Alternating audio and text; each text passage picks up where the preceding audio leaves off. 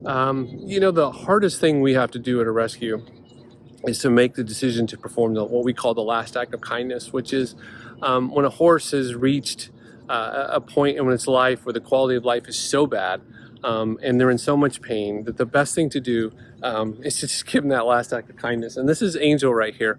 Angel's our hospice horse that we have in here. Angel's in the last stages of what is DSLD, which is a disease that is not curable and not fixable, but causes immense pain in the horse, right? Doesn't it, baby doll?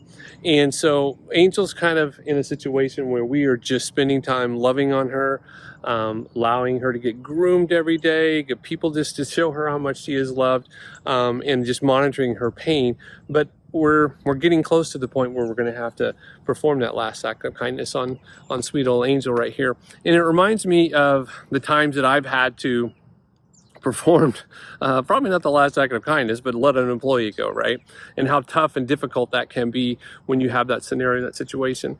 The first thing that I always remind myself of is that if I'm going to deliver this news, that even if they're deserving, like really deserving, meaning that they stole something, okay, it's egregious and I'm upset and I'm angry, what I'm about to do is notify this employee that they don't have an income, that they don't have a job.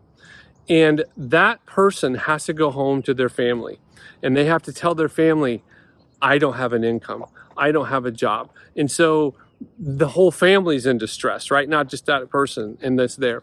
Now, the reason why I always start there and thinking about that is, number one, because how I deliver the information, I want to deliver it with kindness and gentleness, even though I need to be direct, right? I don't beat around the bush in any way. I'm very direct about the process, but I need to use kindness. I need to remember that this is a person. I need to remember what's going to happen to them when they get home, what's going to happen to them over the next few weeks in that situation. This is really tough in companies when you're doing downsizing, when you're eliminating positions because of financial situations, what we had to do during COVID, right? That's really hard because there's nothing, this employee's not done anything that deserves this. It's the economy, it's the company's decisions, it's other factors that have contributed to this and make this happen. So it's really easy to be compassionate in those moments, but you need to be compassionate even in the moments where what we're doing is, that decision that we're making is, right and just. They violated company policy, they deserve to be terminated, but you have to think that. Now, here's the other reason why I like you to think about that scenario, put that scenario in your head, because A, how you deliver the message makes it more kind. It also reduces some of the conflict that may come in that scenario. But B, it's a check for me. It's a check to say, is this the right decision that I'm making? Have I done everything I possibly could do for this employee so that they could succeed, they could do well, they could make this thing work?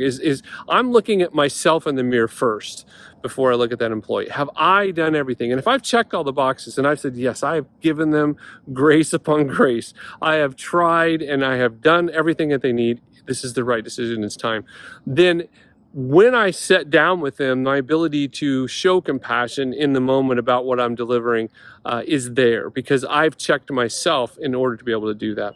So again, a lot of people might think, oh, that sounds very soft. You just need to be firm. You do it 100%. When I sit down, I am firm, right? There's not a discussion. This is not me saying, this is what we're thinking about doing. This is what we are doing. And this is the reason why. But I always remember the decision, do I do that? That is like the last act of kindness that we have to do on a horse. All the things that we do leading up to that moment are important to make that moment work.